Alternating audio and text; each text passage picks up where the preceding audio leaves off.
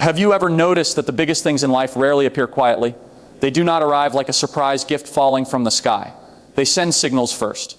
And the strangest part, those signals never look like what you imagine. Many people pray for a breakthrough, blessings, or change. But when the signs appear, they fail to recognize them. Before God gives you something big, He does not begin with the blessing. He begins with a movement inside your soul.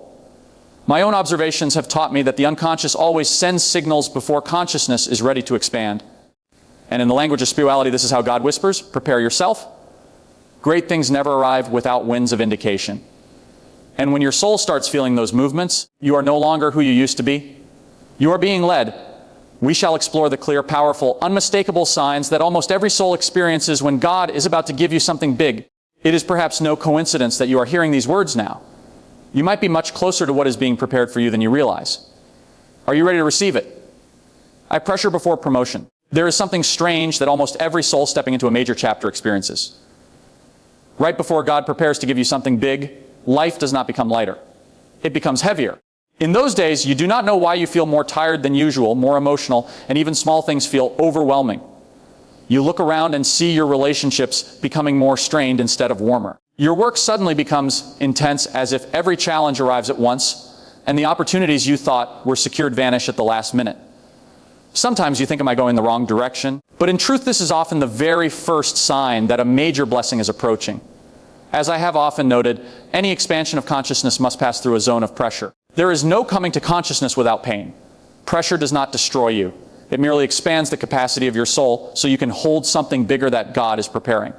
If you pay attention, everyone God lifts up walks through such a phase. Remember Joseph in the Bible. Before he became the second in command of Egypt, he did not receive blessings immediately.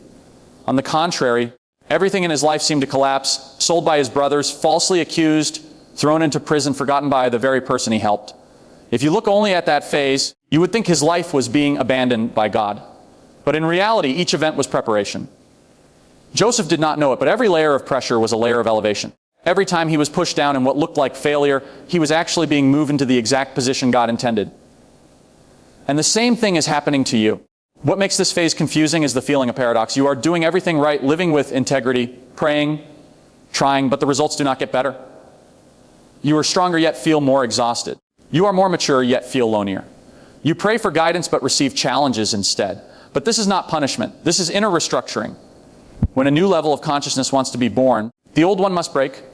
Your familiar mind is no longer wide enough to hold what God is preparing. So He stretches you, tests you, lets certain things fall away to prepare you for something greater. Imagine the soul as a vessel. You ask God to fill it with blessings, but your vessel is too small, and the only thing He can do is expand that vessel. Expansion must create pressure. Pressure causes pain, but it is the only way you can contain what He has already destined for you. In my sessions, I once heard a woman say, "Why is it that the closer I get to my goal, the more everything becomes chaotic?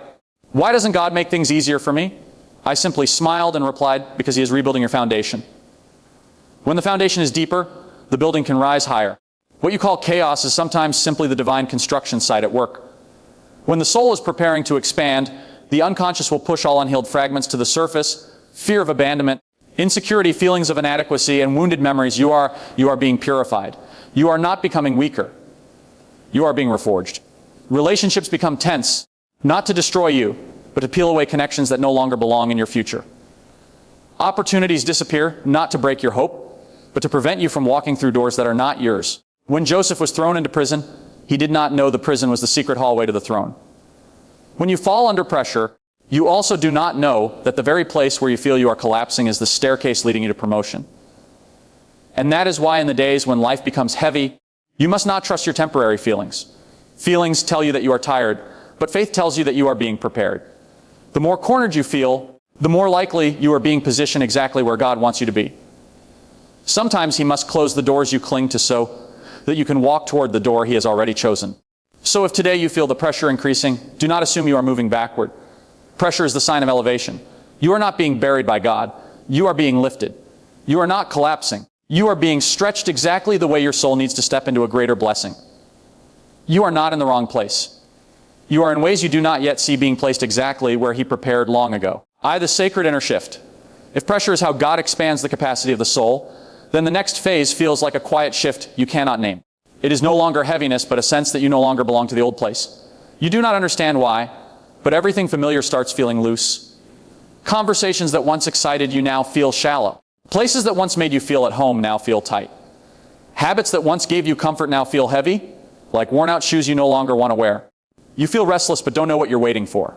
You feel urged but don't know where you're going. And the strangest part, even though nothing outside has changed, inside you know for certain that something bigger is calling you. This is not boredom, not lack of motivation, not depression. This is the sacred inner shift, the stirring you can't shake. I call this moment the inner calling, the knock of the soul, urging you to rise from your old shell and move closer to the self, the divine center within you. When the self wants to grow, it creates inner tightness to signal that you have outgrown your old life. Imagine living in a small room you have known for years. You do not hate the room, but one morning the walls feel closer. No one forces you to leave. No event pushes you out, but you feel you no longer belong there. The room has not changed. This is the clearest metaphor for this phase. Your soul is quietly expanding, making old structures too small to contain you. I once spoke with a woman named Elena, a literature teacher who had been in the profession for over 15 years. She loved her students, loved her work, and never considered leaving. But for the past 6 months, she had felt something strange inside. Lessons that once excited her now felt empty. Conversations in the teacher's lounge, once comforting, like a daily rhythm, suddenly felt shallow and repetitive. She still did everything well, still smiled, but deep inside there was a quiet movement she could not name. Elena shared that every time she walked into her classroom, she felt suffocated. There was no conflict, no wounds, no event pushing her away, only a soft, persistent feeling that her life was opening in another direction. One afternoon, while grading papers by the window, she suddenly felt a gentle intuition. It's time to step out. Strangely, she felt no fear and no sadness, only peace, as if a new chapter was calling her from afar. In religion, this is called awakening. In my work, it is the awakening of the self. In spirituality, it is said God awakens the soul before he changes circumstances. Circumstances do not shift first. The soul shifts first. The restlessness is not to worry you, but to help you recognize you no longer belong to the old season. As I have written, in each of us there is another whom we do not know. He speaks to us in dreams and tells us how differently he sees us. That is why you feel the urge, because the one inside you has seen what you have not and is pulling you out of your old mold. The sacred inner shift always comes before all external transformation. When God is about to move you into a new chapter, he does not begin with an open door. He begins with inner discomfort. So you can no longer remain in a place you have already outgrown. The interesting thing is this phase usually has no evidence, no physical signs, no announcement from heaven.